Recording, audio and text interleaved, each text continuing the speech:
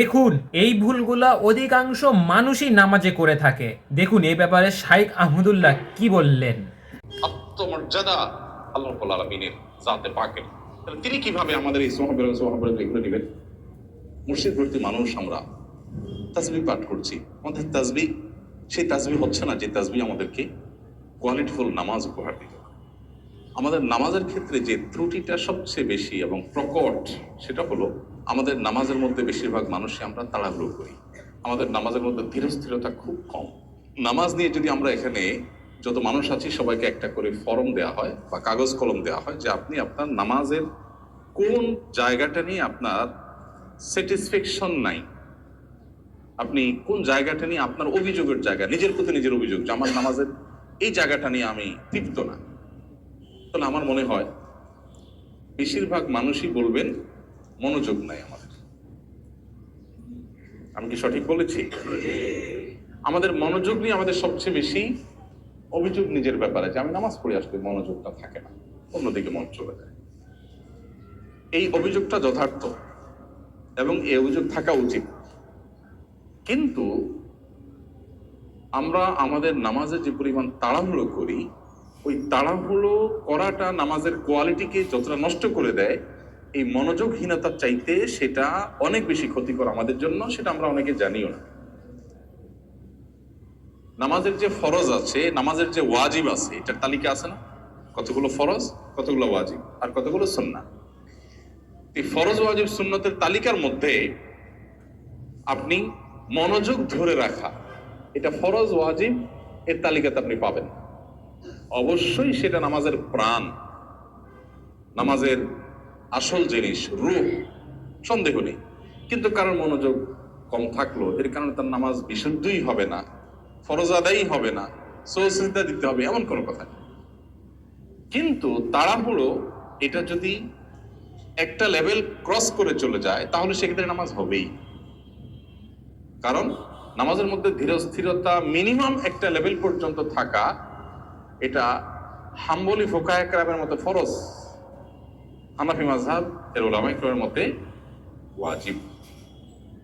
তার মানে সব উলামায়ে কেরাম একমত এটা আবশ্যক। মাত্রা নিয়ে মত পার্থক্য আছে। যেহেতু এদেশে আমরা বেশিরভাগ মানুষ হানাফি ফিকহ ফলো করি, অতএব ওয়াজিব তো নিশ্চিত।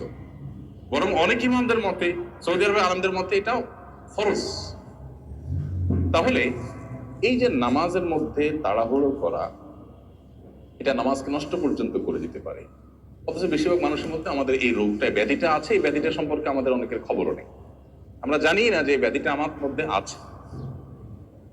এমনকি যারা আমরা মনোযোগ নিয়ে অভিযোগ করি যে আমার মনোযোগ ঠিক থাকে না, মনোযোগ ধরে রাখতে পারি না, আমার নিজের ক্ষুদ্র অভিজ্ঞতা, আমি দেখেছি যে যদি কেউ নামাজ খুব বেশি সময় নিয়ে আদায় করতে পারেন, ধীরস্থিরতার সাথে আদায় করতে পারেন, তার নামাজে মনোযোগ অটোমেটিক চলে আসে। এটা আপনি আজকে থেকে ট্রাই করতে পারেন। আপনার 2 রাকাত নামাজের জন্য ধরা যাক আপনি 3 মিনিট বরাদ্দ করেন, আপনি আজ থেকে 2 রাকাত নামাজের জন্য 5 মিনিট বরাদ্দ করেন। 4 রাকাত নামাজ পড়তে আপনার 5-6 মিনিট সময় লাগে, আজকে থেকে আপনি 10 মিনিট টাইম বরাদ্দ করেন। রুকুতে যে পরিমাণ সময় আপনি অন্য সময় দেন, আজকে থেকে একটু বাড়িয়ে দেন। সেজদায় যে পরিমাণ সময় দেন, আজকে সেটাকে ডাবল করে দেন। 2 সেজদার মাঝখানে উঠে বসা এবং সেখানে দোয়া আছে। এই দোয়া মিন জাওয়ামিআল আদিয়া, অল্প কথায় দুনিয়ার সব, আখিরাতের সব চাওয়া হয়ে যায়, মাত্র 4-5টি বাক্যে সব চাওয়া হয়ে যায়। ছোট ছোট কয়েকটা দোয়া, রব্বিগফিরলি ওয়ারহামনি ওয়াহদিনি ওয়াআফিনি ওয়ারফা'নি ওয়াজবুরনি ওয়ারযুকনি। কয়েকটা হাদিসের সন্নিবেশ করলাম। এই সবগুলো শব্দ এক হাদিসে নেই, কয়েক হাদিসে কয়েকটা শব্দ আছে, সবগুলো ঘুরে ফিরে এগুলোই, এর মধ্যেই সব। এখানে আল্লাহর কাছে ক্ষমা চাওয়া হচ্ছে, ক্ষতিপূরণ চাওয়া হচ্ছে, কোনো ক্ষতি হলে যেন আল্লাহ পোষায়া দেন, রিজিক চাওয়া হচ্ছে, মর্যাদা চাওয়া হচ্ছে, রিজিক, দুনিয়ার সমস্যা, আখিরাতের সমস্যা, সব সমস্যার সমাধান চাওয়া হচ্ছে 2 সিজদার মাঝখানে। এখানে যে নবী করিম সাল্লাল্লাহু আলাইহি ওয়াসাল্লাম দোয়া শিখিয়েছে, কেন শিখিয়েছেন? তার মানে দোয়া করার একটা জায়গায়। আমরা বেশিরভাগ মানুষ দেখবেন সিজদা থেকে উঠে বসেই আবার সিজদা দৌড় দিচ্ছে। এটা দোয়ার একটা জায়গা। এখন আপনি দোয়া পড়ছেন, ঠিক আছে, কিন্তু আমি যদি একটু দেখাই দোয়া পড়ার স্টাইলটা, ধরেন সেজদা থেকে আপনি উঠলেন, উঠতে উঠতে আপনি শুরু করলেন রব্বিগফিরলি ওয়ারহামনি, আবার আল্লাহু আকবার বললেন। একে দ্রুততার সাথে বললেন, আরেকটা হলো উঠতে উঠতে বললেন, যেতে যেতে বললেন। এবার আসেন, এটাকে আমরা জাগতিক একটা চাওয়ার সাথে মিলাই।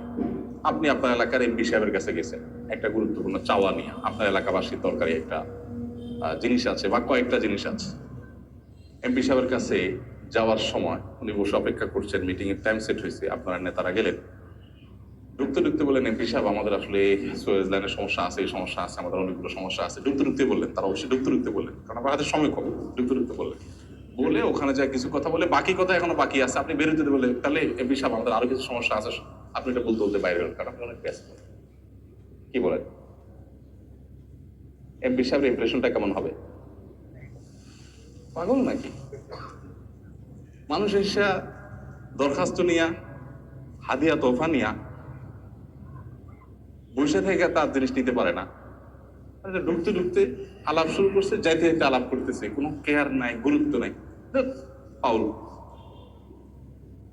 আমি কি সঠিক বলেছি?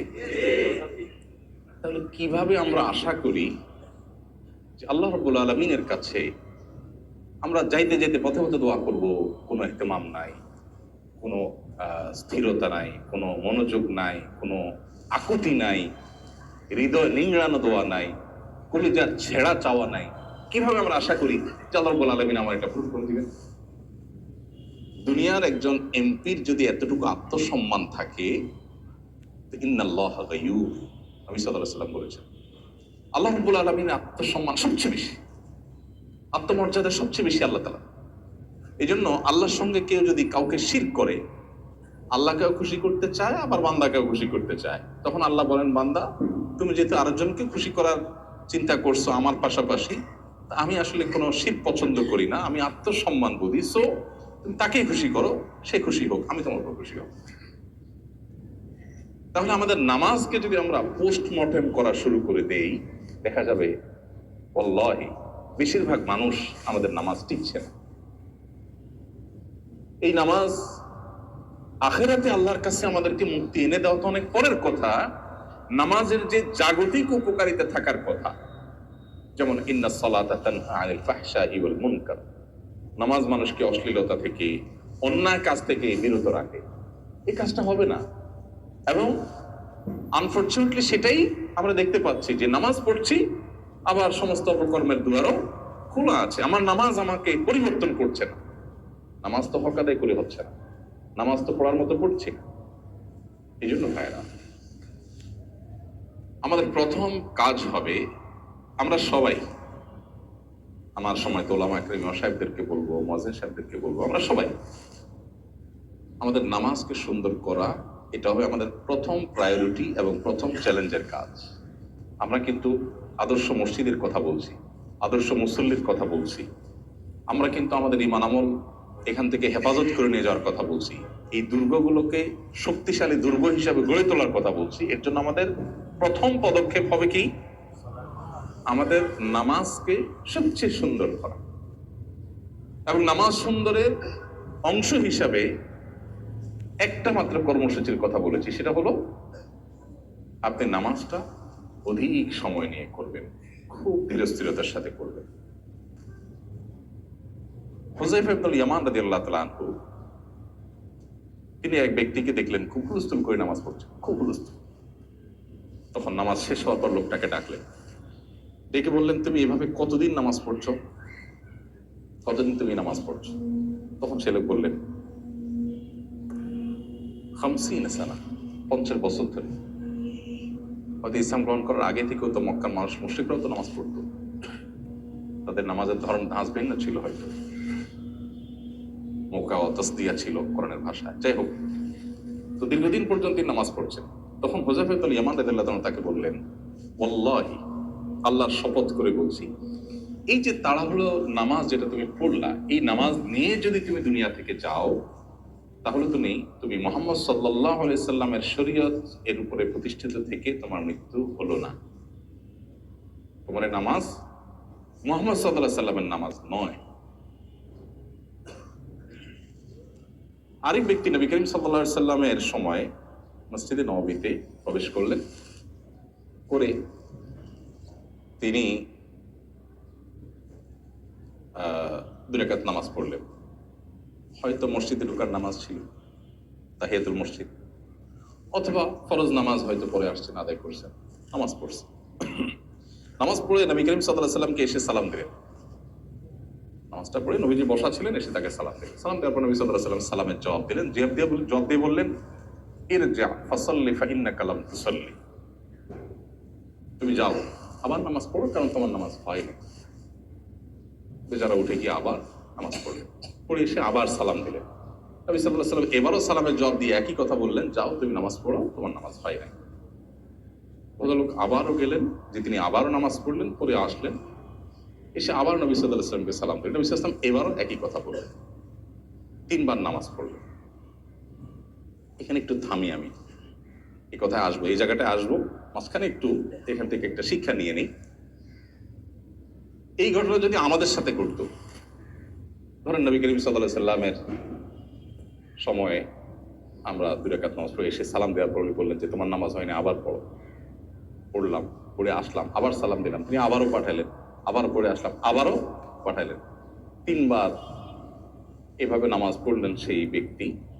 আমাদের সময় যদি হইতো, আমরা কি করতাম বলেন তো? মানে একটু আমরা করি, কি হতে পারতো? হ্যাঁ, বিরক্ত হইতেন, বিরক্তি বোধ করে কি করতেন? একটা রিপ্লাই তো আসতো, সেটা কি হতে পারতো? হ্যাঁ হ্যাঁ,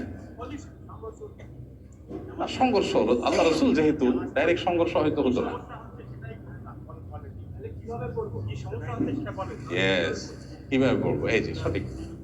আমরা হলে বলতাম, আপনি আমাকে বলে দিলেই তো হয়, আমরা এতবার নামাজ পড়াচ্ছেন, কি সমস্যা? সমস্যাটা কি? আপনি আপনার হুজুরকে দিয়ে চিন্তা করেন, আপনার ইমাম সাহেব যদি আপনাকে এই কাজটা করেন, আপনি কি করবেন? বলুন, হুজুর আপনি আমার সোজা বলে দিতে পারতেন, এত আর বলার দরকার কি? আপনি বলছেন না কেন? নবী করিম সাল্লাল্লাহু আলাইহি সাল্লামের শিক্ষাদান পদ্ধতি নিয়ে বহু গবেষণা হয়েছে পৃথিবীতে, বহু পিএইচডি হয়েছে। আপনারা একটা হাদিস শুনবেন, সম্ভবত আবু যর গফার রাদিয়াল্লাহু তাআলার সাথে নবী সাল্লাল্লাহু আলাইহি সাল্লাম বের হয়েছেন। শীতকালে গাছের পাতাগুলো সব গোড়া বোটা একবারে নরম হয়ে থাকে, একটু না দিলে চলে পড়ে। নবী সাল্লাল্লাহু আলাইহি সাল্লাম তাকে নিয়ে ফজরের পরে বের হলেন। এরকম একটা গাছ, এর পাতা সবগুলো পেকে আছে, ঝরে পড়বে। আমাদের দেশে তো শীতের সময় খুব বেশি ঝরে পড়ে না। ইউরোপে, পৃথিবীর অন্যান্য দেশে, যে ঠান্ডা প্রধান দেশগুলোতে, জাপানে, কোরিয়াতে, অন্যান্য দেশে যারা গেছেন তারা জানেন, শীতের সময় গাছের শুধু ইয়েটা থাকে, কঙ্কালটা থাকে, ডালগুলো থাকে, পাতা সব পড়ে সাফ হয়ে যায়, আবার নতুন পাতা গজায়। তো নবী সাল্লাল্লাহু আলাইহি ওয়াসাল্লাম এরকম প্রচন্ড ঠান্ডার পাতাগুলো সব ঝরে পড়ার জন্য প্রস্তুত হয়ে রয়েছে, যেটা পড়ছে, উনি গাছটা ধরে জোরে ঝাঁকুনি দিলেন, সব পাতাগুলো পড়ে গেল, সামান্য কিছু হয়তো ছিল। এবার আবু যর গফার রাদিয়াল্লাহু তাআলাকে বলছেন যে, আবু যর, আপনি জানতে চাইলেন না আমি কেন এই কাজটা করলাম? আপনি আমাকে জিজ্ঞেস করলেন না? এবার আবু যর গফার রাদিয়াল্লাহু তাআলা বলছেন, ইয়া রাসূলুল্লাহ, কেন করেছেন? তখন নবী সাল্লাল্লাহু আলাইহি ওয়াসাল্লাম বলেছেন, এই যে গাছের পাতাগুলো নাড়া দিলাম আর সব ঝরে পড়ে গেল, কোন আল্লাহর বান্দা যখন 5 ওয়াক্ত নামাজ সময় মতো সুন্দর করে সঠিকভাবে আদায় করেন, তার ছোটখাটো গুনাহগুলো এইভাবে ঝরে একদম সাফ হয়ে যায়। আমরা যদি হতাম, হয়তো বলে বসতাম, এই কথাটা আপনি শুরুতে বললেই তো। আপনি আগে ঝাড়া দিলেন, এরপর বললেন আমি কেন ঝাড়া দিলাম তুমি জিজ্ঞেস করলে না, তারপর আমাকে উত্তর দিলেন। যারা টিচিং মেথড নিয়ে গবেষণা করেন সারা ওয়ার্ল্ডে, নবী করিম সাল্লাল্লাহু আলাইহি ওয়াসাল্লাম এক একটা হাদিস নিয়ে হাজারো পৃষ্ঠার বড় বড় থিসিস এবং গবেষকদের গবেষণা আইটেম এখানে আছে। একজন মানুষকে একটা কথা বলার আগে, শেখাবার আগে তাকে তার অ্যাটেনশন গ্রো করা, প্রশ্ন করে উত্তরের জন্য তাকে আগ্রহী করে তোলা, আর অনেকগুলো দিক এখানে আছে। যাই হোক, তো এই যে নবী করিম সাল্লাল্লাহু আলাইহি ওয়াসাল্লাম ওই ব্যক্তিকে 3 বার নামাজ পড়ালেন, এরপর তিনি বলছেন, হে আল্লাহর রাসূল,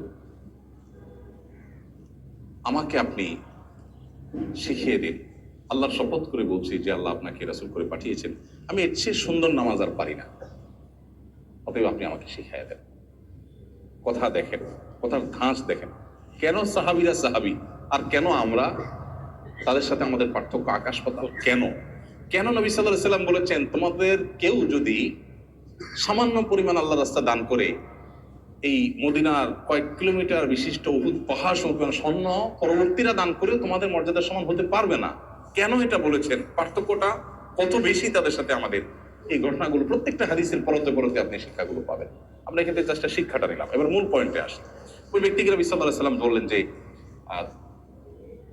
আবারও পড়ো, তখন বললেন যে আমাকে আপনি শিখাই দেন, কারণ ইচ্ছে ভালো নামাজ আমি আর চাই না। তখন নবী সাল্লাল্লাহু আলাইহি ওয়াসাল্লাম তাকে শিখালেন যে তুমি যখন দাঁড়াবে সূরা কিরাত পাঠ করবে, তারপর তুমি রুকুতে যাবে, রুকুতে যাওয়ার পর হাত্তা তাতমাইন্না রাকিআন, রুকুতে গিয়ে তুমি একেবারে স্থির হওয়া পর্যন্ত অপেক্ষা করবে। তার মানে এরপরে রুকু তোমার স্টার্ট হলো। এরপর রুকু থেকে তুমি যখন মাথা তুলে সোজা করবে, তখন তুমি দাঁড়াবে, একেবারে টান টান সোজা হওয়া পর্যন্ত অপেক্ষা করবে, তাহলে তোমার দাঁড়ানোটা কমপ্লিট হবে। এরপর তুমি যখন সেজদায় যাবে, তুমি একইভাবে সেজদা গিয়ে একেবারে স্থির হওয়া পর্যন্ত অপেক্ষা করবে, তারপর তোমার সেজদা শুরু হলো। সেজদা থেকে সোজা হয়ে বসে তুমি একবারে টান টান সোজা হয়ে বসবে, তারপর বসাটা তোমার কমপ্লিট হবে।